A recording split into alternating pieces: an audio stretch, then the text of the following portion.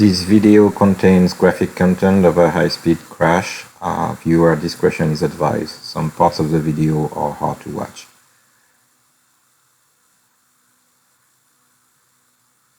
So we are starting this video by looking at how the car went off the road. The Burke hill climb is a hill climb in Vermont where the beginning of the hill climb is actually made of mostly left sixes and right sixes. So everything is flat out until you reach fifth gear, and you can take pretty much a whole section of the road in fifth gear. If there's a little hump that with a rally car we can take in fifth gear, it's absorbed by the suspension. And then there's this right-hander coming that you have to take on the inside to benefit from the banking of the road, and then arriving at the first hairpin where you will slow down. So we don't have data recorded for the crash run because on impact the Cobb access port that we used to record the data, the chip actually came off the board, and we don't have data for the run. But we have data from previous year, and if you look at the speed coming into the right-hander, usually a 90 plus entry speed and then 80 plus miles per hour through the corner.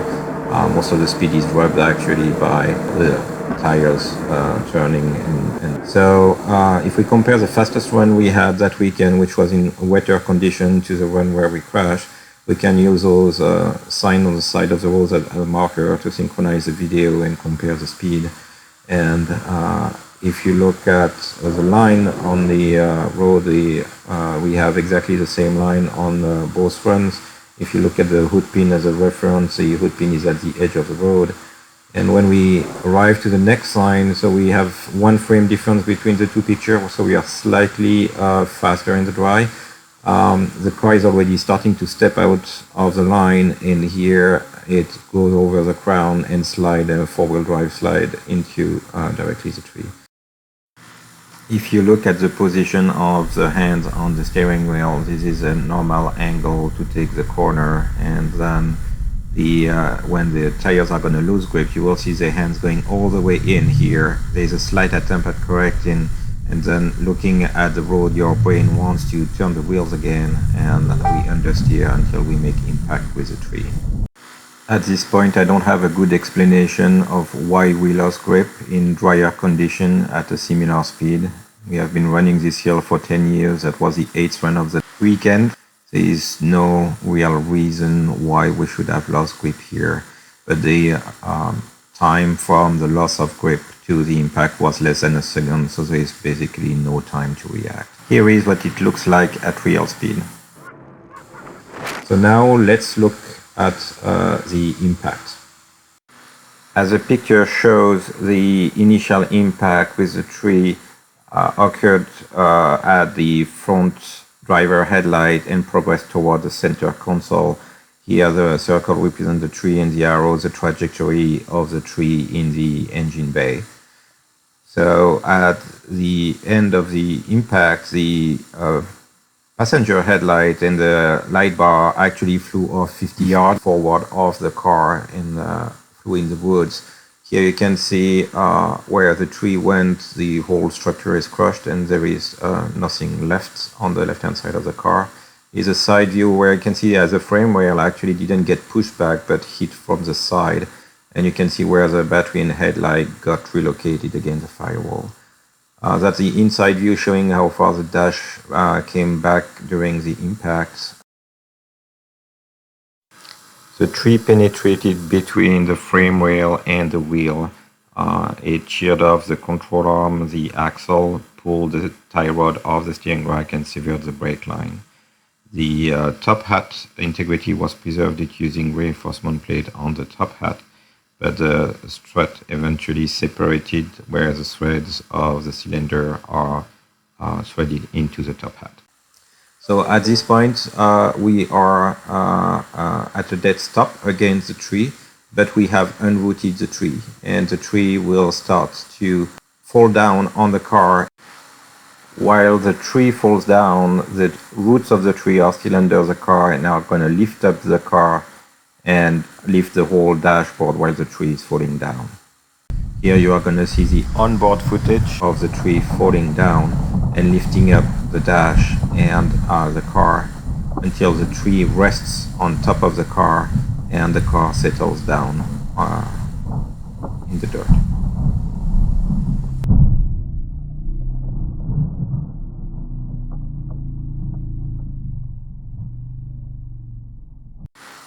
This is a picture post-crash with the tree still resting on the roof of the car and some of the roots sticking out.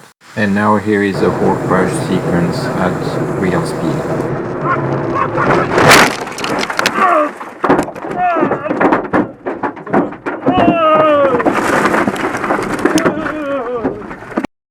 Now we are going to have a quick look at the injuries sustained by the occupants. The main difference between driver and co-driver is that the driver is holding to the steering wheel, whereas the co-driver only holds to a piece of paper with the notes. So during the impact, the hands of the co-driver and his arm are going to fly forward violently before coming back. If you look at the videos of hands device testing, you can see that the arms of the dummy are actually tethered and attached to restraints. And here is another example of the thrust test, and when you can see the movement of the arms when the arms are not holding to something. A first observation is you can see that there is still a little bit of lateral movement of the car, and the helmet is actually stopped by the halo of the seat to stop the movement towards the right-hand side of the car. Here we are at full extension, and the arm actually of the co-driver are starting to come back. When the arm reached full extension, the left-hand side collarbone of the co-driver broke, and the hands device dug inside the shoulder. If you look at this side view, the red arrow represents the forces of the arm moving forward, and the orange arrow, the forces applied by the belt and the hands downward on the clavicle. On this picture, the red bone is the clavicle, the black rectangle represents the hands device, and the orange arrow, the forces that the arm applies at the end of the clavicle as leverage.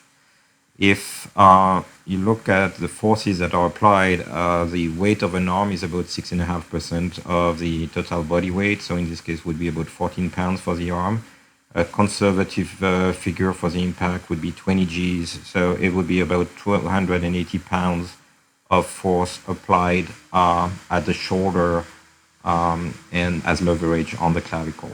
The right arm of the co-driver was hit a bar of the cage and broke his wrist, and so didn't apply as much forces on the right arm.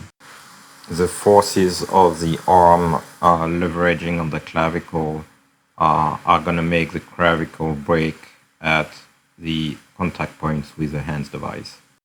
As soon as the hands device goes through the collarbone, that releases the tension on the belt on the outside and causes the hands device to rotate. If you look at the position of the belt of the hands, it has already moved here, and you can see during the rest of the impact the hands slides even further forward to the left. At the time the collarbone breaks, the hands device has already absorbed the forward movement of the helmet, and there is no neck injury. The device performed as intended, but the loose left seat belt following the collarbone breaking caused the body to rotate and inflicted a lower back injury to the co-driver. Some people have been asking if a hybrid would have been better than a hands. So the advantage of the hybrid is that it sits further back and not on the clavicle, and it can come with different level of padding.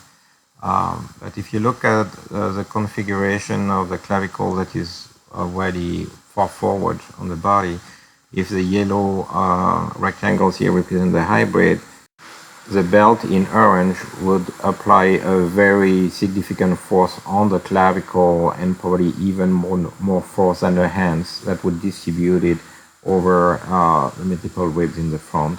So I don't think the outcome would have been much different with a hybrid device. Despite having padding on all the bars, including the windshield support bar, and having a full door card that protects the occupant from the door bars, the co-driver broke his wrist, most likely against the windshield support bar. Having used arm restraints in the past, I was not a big fan, especially during egress of the car. They were impairing the egress.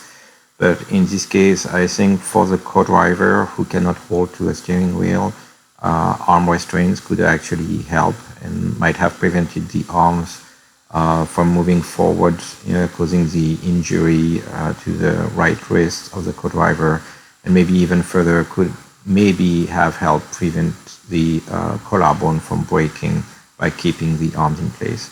So this might be a safety element to consider for co-drivers. On the driver's side, there is plenty of clearance, as you can see, between the steering wheel and the windshield support bar. They are not even in the same plane, and there is padding on the bar.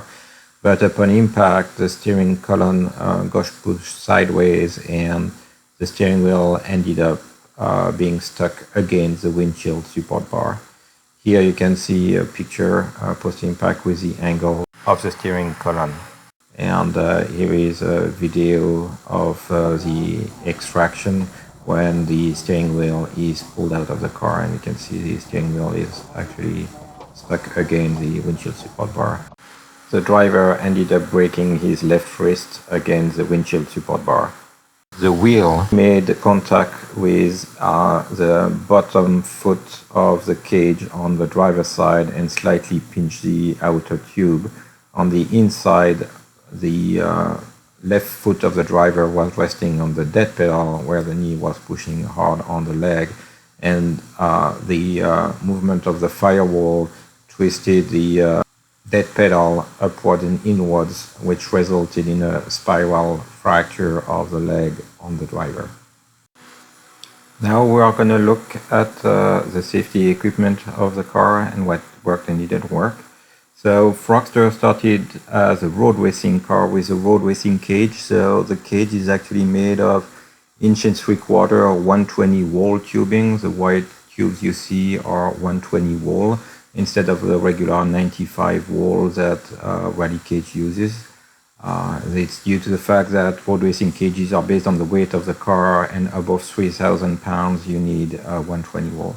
It was a stronger cage than a rally cage, but it was missing bars, so the seal bar that you see at the bottom was added after the fact, and it couldn't reach the vertical bars directly, so I was allowed to add that bar by gusseting it to the rocker. So you can see here it's an 1.75" 95 wall bar that has been added and gusseted to the rocker as a reinforcement, because NASA at the time still required seal bars for all rally cars. The missing gussets were also added, and the windshield support bar in 1.75" 95 wall was also added with the required gussets. The cage has a tight fit with the chassis, and it is gusseted to the A pillar and B pillar.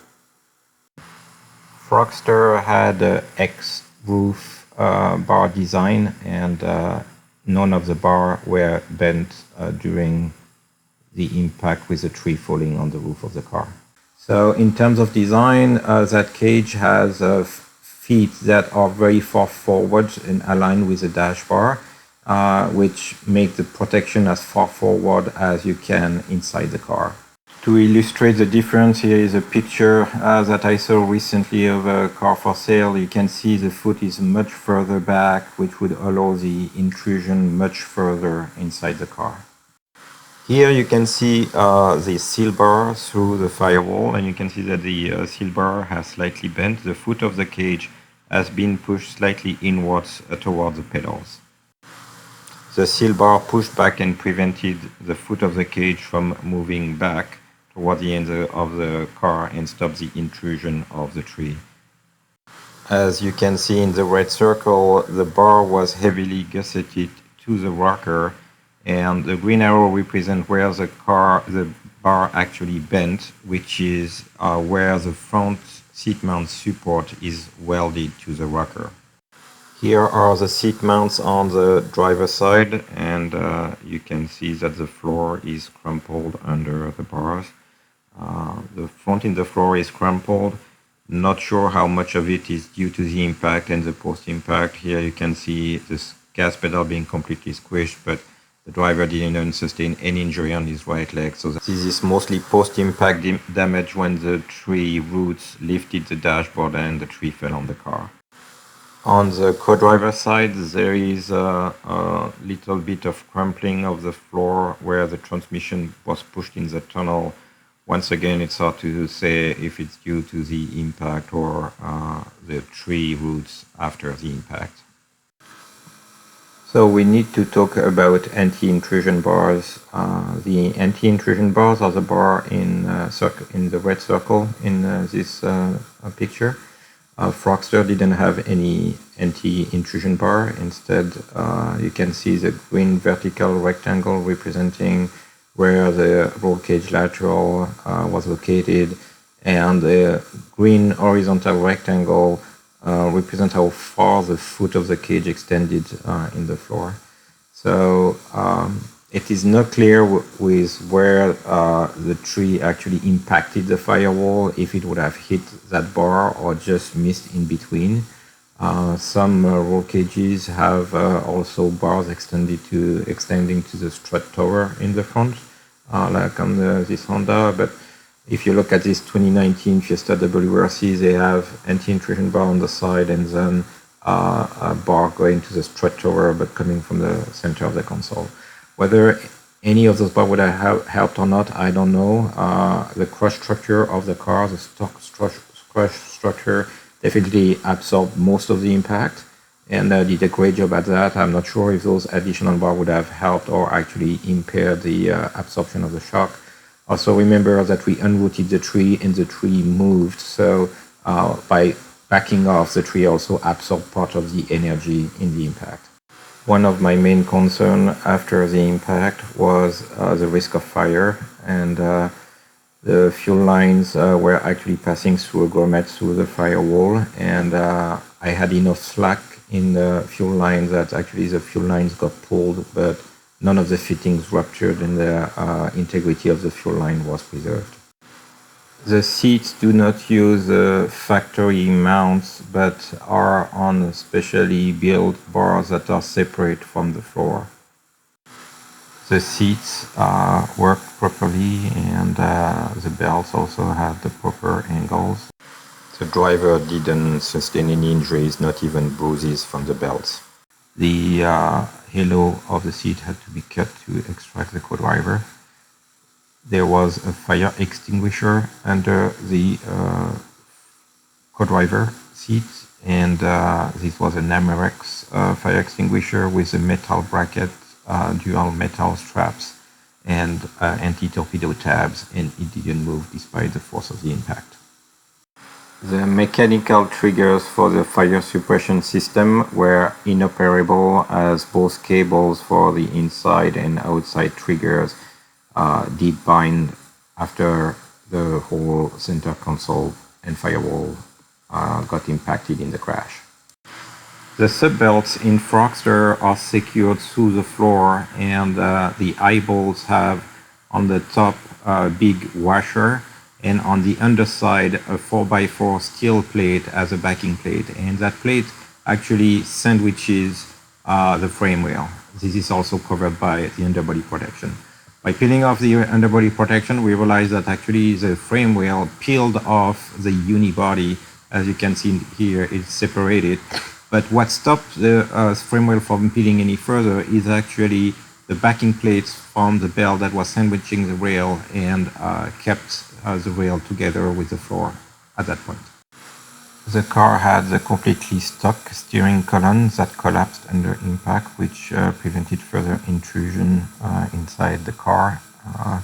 I would have had a quick rack steering without collapsible function. That would have probably be a different outcome. The removable steering wheel also was a must-have to be able to get out of the car.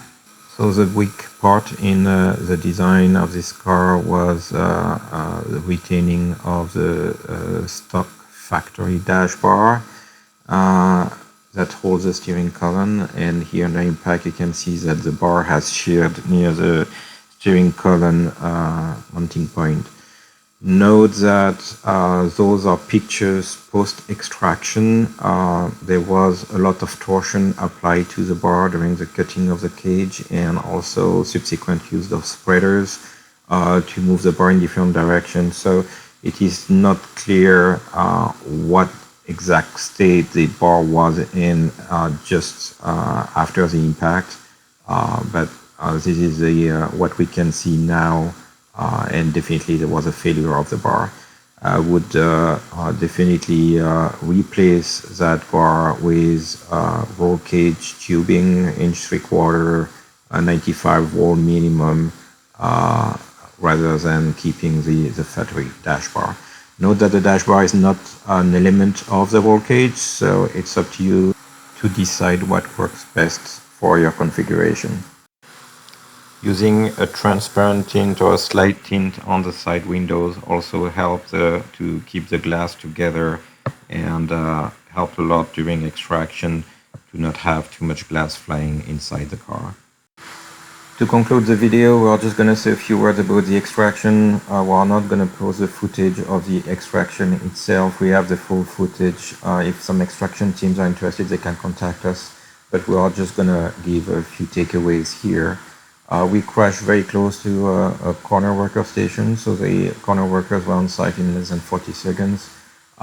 The speedway response team that we use as those events arrived just 1 minute later, so very quick. The challenge was that there was a tree on top of the car that they had to remove before starting at the operation, so it took about 10 minutes to remove the tree. And the tow truck actually moved the tree off the car. And then it took about 45 minutes to extract the co-driver and about 1 hour to extract the driver. So the main challenges of the extraction were, of course, first removing the tree on top of the car, and the fact that there were 2 persons to extract from the car.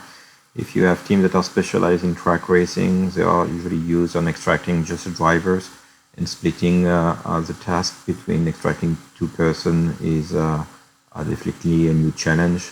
When the firefighters come on scene, they become responsible for the scene, and then you start to have to add coordination between multiple rescue teams, which is also an additional challenge.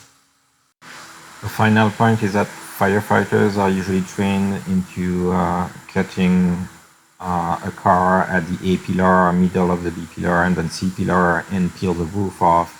But they are not used to the cage cars that are heavily gusseted to the chassis like rally cars. And so they were surprised after cutting that nothing was moving, and I had to explain that, yeah, the cage was gusseted and to the chassis, and they either had to cut above the gussets or have to cut the bars of the cage so that they could move the roof. In the lessons learned, nobody knows your car as well as you do, so help the rescuers as much as you can, sharing the knowledge of the car and how they can more efficiently extract you. Find the rescue workers that your fire suit might be equipped with shoulder epaulettes that they can use to grab and pull you out of the car. Another difference for rescue teams that are specialized in track racing, the rally helmets with the intercom air cuffs make communication difficult. Also, we rarely wear full face helmets, and the co-driver doesn't wear gloves, which require extra protection. So don't hesitate to ask a blanket for protection before they start cutting and you get covered with glass. It took us half an hour before being covered, protected with blankets. In the heat of the moment, I even forgot to mention to them where the fuel lines were, and actually they did cut some bars very close to the fuel lines, and I should have told them where the fuel lines were, so that there would have been no risk of cutting the fuel lines during the extraction.